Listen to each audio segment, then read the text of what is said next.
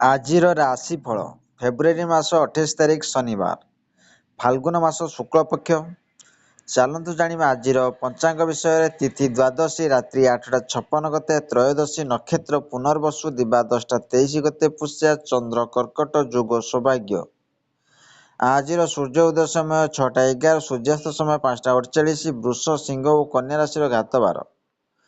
ଆଜିର କାଳବେଳା ଦିବା 7ଟା 48 ମଧ୍ୟ, 4ଟା 20 ଗତେ, 5ଟା 46 ମଧ୍ୟ, ବାରବେଳା ଦିବା 1ଟା 29 ଗତେ, 2ଟା 56 ମଧ୍ୟ, ବିଶୁଦ୍ଧ ଅମୃତ ବେଳା ଦିବା 10ଟା 11 ଗତେ, 1ଟା 28 ମଧ୍ୟ, ରାତ୍ରି 8ଟା 10 ଗତେ, 10ଟା 34 ମଧ୍ୟ, ରାତ୍ରି 12ଟା 10 ଗତେ, 1ଟା 46 ମଧ୍ୟ, ବିଶୁଦ୍ଧ ମହେନ୍ଦ୍ର ବେଳା ନାସ୍ତି।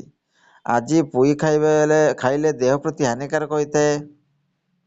ଚାଲନ୍ତୁ 12ଗୋଟି ରାଶିର ନାମ ଜାଣିବା ଏବଂ କେମିତି ରହିଛି ଆପଣଙ୍କ ଦିନ ସେ ବିଷୟ ଜାଣିବା ପୂର୍ବରୁ ଭିଡ଼ିଓଟି ଭଲ ଲାଗିଲେ ଲାଇକ୍ ସେୟାର ସବସ୍କ୍ରାଇବ୍ କରିବେ। ପାଖରେ ଥିବା ବେଲ୍ ଆଇକନ୍ ଦେବି ଅଲ୍ ନୋଟିଫିକେସନ୍ ଅନ୍ କରିବେ, ଯାହାଫଳରେ ନୂଆ ନୂଆ ଭିଡ଼ିଓ ପାଇପାରିବେ। ପ୍ରଥମେ ଦେଖିବା ମେଷ ରାଶି ବ୍ୟକ୍ତିମାନଙ୍କ ପାଇଁ ଆଜି ବନ୍ଧୁ ମିଳନରୁ ଆନନ୍ଦିତ ହେବେ। ଆନୁଷ୍ଠାନିକ କାମରେ ବ୍ୟସ୍ତ ରହିବେ। ସମସ୍ୟା ସମାଧାନ ସକାଶେ ବନ୍ଧୁଙ୍କ ସହ ଅଧିକାଂଶ ସମୟ ଆଲୋଚନା କରିପାରନ୍ତି। ଅପରାହ୍ନ ଖୋଜୁଥିବା ଜିନିଷଟିକୁ ପାଇ ଖୁସି ହୋଇଯିବେ। ବ୍ୟବସାୟୀ ଏବଂ ବାଣିଜ୍ୟ କ୍ଷେତ୍ରରେ ସମସ୍ୟା ମଧ୍ୟ ଦୂରେଇ ଯିବ। ସେହିଭଳି ଦେଖିବା ବୃଷ ରାଶି ବ୍ୟକ୍ତିମାନଙ୍କ ପାଇଁ ଶାରୀରିକ ଅସୁସ୍ଥତା ମଧ୍ୟରେ କାମ କରିବାକୁ ବାଧ୍ୟ ହେବେ। ପରିବାର, ଯାନବାହନ, ପରିବହନ ଏବଂ ବାଣିଜ୍ୟ ଶିଳ୍ପ କ୍ଷେତ୍ରରେ ଶିଥିଳତା ଦେଖା ଦେଇପାରେ। ବିଗତ ଦିନର ସମସ୍ୟା ଗୁଡ଼ିକ ସମାଧାନ ସକାଶେ ବିଭିନ୍ନ ପ୍ରକାର ଚିନ୍ତା ମନକୁ ଆନ୍ଦୋଳିତ କରିବ। ଖଳ ଲୋକଙ୍କ କଥାକୁ ସତ ମଣି ଘରେ ଝଗଡ଼ା ହେବ। ସେହିଭଳି ଦେଖାଏ ମିଥୁନ ରାଶି ବ୍ୟକ୍ତିମାନଙ୍କ ପାଇଁ ଆଜିର ଯାତ୍ରା ସମୟରେ ଅପରିଚିତ ବ୍ୟକ୍ତିଙ୍କ ଠାରୁ ଦୂରେଇ ରହିବା ଭଲ। ଅନ୍ୟମନସ୍କ ହେତୁକ କୌଣସି ଭୁଲ କାମ କରି ଅନୁତପ୍ତ ହୋଇପାରନ୍ତି। ହାତକୁ ନେଇଥିବା ଅସମ୍ପୂର୍ଣ୍ଣ କାମକୁ ସମ୍ପୂର୍ଣ୍ଣ କରିବେ। ବ୍ୟବସାୟୀ ବାଣିଜ୍ୟ କ୍ଷେତ୍ର ମଧ୍ୟ ମନ୍ଦ ହେବନି, ତଥାପି ରୋଜଗାର ଠାରୁ ଖର୍ଚ୍ଚ ବଳିଯିବ। ସେହିଭଳି ଦେଖା କର୍କଟ ରାଶି ବ୍ୟକ୍ତିମାନଙ୍କ ପାଇଁ କୌଣସି କ୍ଷେତ୍ରରେ ତରବରିଆ ପଦକ୍ଷେପ ନେଲେ ଅସୁବିଧାରେ ପଡ଼ିବେ। ଦୀର୍ଘ ଦିନ ଆଶା ଫଳବତୀ ହେବାର କୌଣସି ଅସୁବିଧା ରହିବ ନାହିଁ, କିନ୍ତୁ ବିବାଦୀୟ ପରିସ୍ଥିତି କିମ୍ବା ମାଲି ମକଦ୍ଦମା ସଫଳତା ପାଇବେ ନାହିଁ। ଉଚ୍ଚ ପଦାଧିକାରୀଙ୍କ ନିକଟରେ ନିଜର ମନକୁ ଭାବକୁ ପ୍ରକାଶ କରିବାକୁ ପଛାଇବେ। ସେହିଭଳି ଦେଖା ସିଂହ ରାଶି ବ୍ୟକ୍ତିମାନଙ୍କ ପାଇଁ ପରୋକ୍ଷ ଶତ୍ରୁତା କାରଣରୁ କାର୍ଯ୍ୟ ସାଧନାରେ ନିଜର ଲୋକମାନଙ୍କ ତରଫରୁ ସହଯୋଗ ପାଇବେନି। ଯାନବାହନ, ବ୍ୟବସାୟୀ ବାଣିଜ୍ୟରୁ ଲାଭବାନ ହେବେ।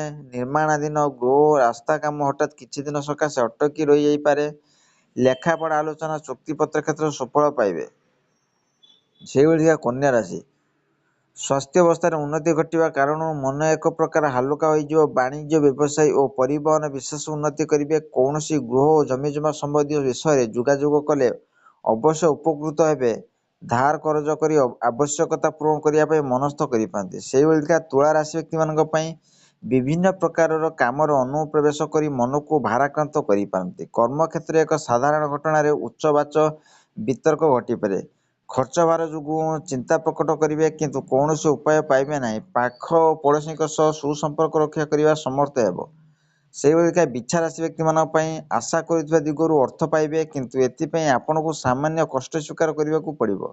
ଅତି ଭଲ ସମ୍ପର୍କ ରହିଥିବା ବନ୍ଧୁମାନଙ୍କ ଆଚରଣରେ ଅସନ୍ତୁଷ୍ଟ ରହିବେ। ପରିବାର ଆବଶ୍ୟକତା ପୂରଣ କରିବା ସକାଶେ ପର ପାଖରେ ମୁଣ୍ଡ ନୁଆଇବାକୁ ବାଧ୍ୟ ହୋଇପାରନ୍ତି। ସୁସ୍ୱାଦୁ ଭୋଜନ ଉପଭୋଗ କରିବେ। ସେହିଭଳି ଧନୁରାଶି ବ୍ୟକ୍ତିମାନଙ୍କ ପାଇଁ କୌଣସି କାର୍ଯ୍ୟ ସାଧନ କ୍ଷେତ୍ରରେ ଟେନସନ୍ ଲାଗି ରହିବା କାରଣରୁ ମାନସିକ ସ୍ଥିତି ଠିକ୍ ରହିବ ନାହିଁ, କିନ୍ତୁ କାରବାର ବୃଦ୍ଧି ହେତୁ ଆର୍ଥିକ ସ୍ୱଚ୍ଛଳତା ଫେରିଆସିବ। କାରଣ ସାମୟିକ ଆମତୃପ୍ତି ଲାଭ କରିବେ। ଆଧ୍ୟାତ୍ମିକ ଭାବଧାରଣାରେ ଉଦ୍ବୁଦ୍ଧ ହେବେ।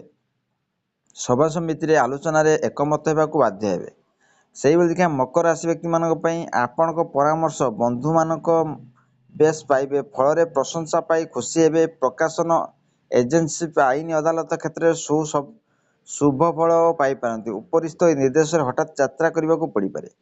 ମାତ୍ର ରାସ୍ତାରେ ଅପରିଚିତ ବ୍ୟକ୍ତି ବିଶେଷ ଚିନ୍ତାର କାରଣ ହୋଇପାରନ୍ତି। ସେହିଭଳି କୁମ୍ଭ ରାଶି ବ୍ୟକ୍ତିମାନଙ୍କ ପାଇଁ କର୍ମକ୍ଷେତ୍ରରେ ଲୋକ ସମ୍ପର୍କ ବୃଦ୍ଧି ସକାଶେ ନୂତନ ଉପାୟ ଖୋଜି ବାହାର କରିବାର ସମର୍ଥ ହେବେ। ପ୍ରତୀକ୍ଷା କରିଥିବା କୌଣସି ଖବର ପାଇ ଖୁସି ହୋଇପାରନ୍ତି। ପାରିବାରିକ ସମସ୍ୟା, ହଜିଯାଇଥିବା ଜିନିଷ ପାଇ ବ୍ୟସ୍ତତା ବଢ଼ିଯିବ। ଅଫିସରେ ଛୋଟ ଘଟଣାକୁ ଚିନ୍ତା କରି ଟେନସନରେ ରହିପାରନ୍ତି। ଶେଷରେ ଦେଖିବା ମୀନ ରାଶି ବ୍ୟକ୍ତିମାନଙ୍କ ପାଇଁ ଆଜିର ଆନୁଷ୍ଠାନିକ କାମରେ ସମ୍ମାନୀୟ ବ୍ୟକ୍ତିବିଶେଷ ସହାୟତା କରିବେ।